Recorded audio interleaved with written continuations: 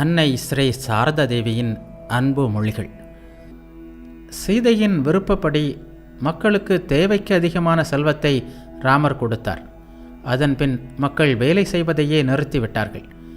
அரண்மனைக்கு கூட யாரும் வேலை செய்ய வரவில்லை. தன் தவறை சீதை உணர்ந்து கொண்டாள். வறுமை கூட இந்த உலகத்திற்கு தேவையான ஒன்றுதான் என்பது அதன் பிறகே அவளுக்கு புரிந்தது. காலம் முழுவதும் இன்பமாக இருப்பவர் யாரும் இல்லை. அதுபோல் எல்லா பிறவிகளிலும் துன்பத்திலேயே அழுந்து இருப்பவர்களும் யாரும் இல்லை.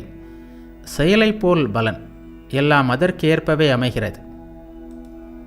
கடவுளின் விருப்பம் இல்லாமல் எதுவும் நடைபெற முடியாது. ஒரு புல் கூட அசைய முடியாது. நல்ல காலம் வரும்போது தியான சிந்தனை எழுகிறது. கெட்ட காலம் வரும்போது தீய சூழ்நிலைகள் வாய்க்கிறது. அதனால் தீய செயல்களை செய்கிறான்.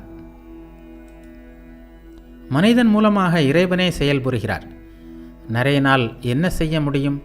கடவுள் நரேனின் மூலம் வேலை செய்தார். அதனால்தான் அவன் இவற்றையெல்லாம் சாதித்தான்.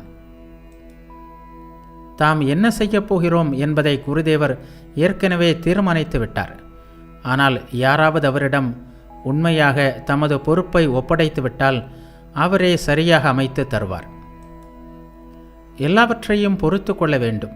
ஏனெனில் எல்லாம் வினைப்பயனால் வந்து சேர்கின்றன. இப்போதைய செயல்களால் பழைய வினைப்பயன்களை துடைத்து விடலாம். நீ ஒரு நற்பணி செய்தால் அதனால் உன் பாவம் குறையும். தியானம், ஜெபம், தெய்வ சிந்தனை ஆகியவற்றால் பாவங்களை குறைக்கலாம். உயர்நிலையை அடையாதவர்களை தவிர மற்ற அனைவரும் ஒரு வருட காலம் ஆவி உடலில் வாழ வேண்டும். அதன் பிறகு வாசனைகளுக்கு ஏற்ப வேறு பிறவி அமைகிறது.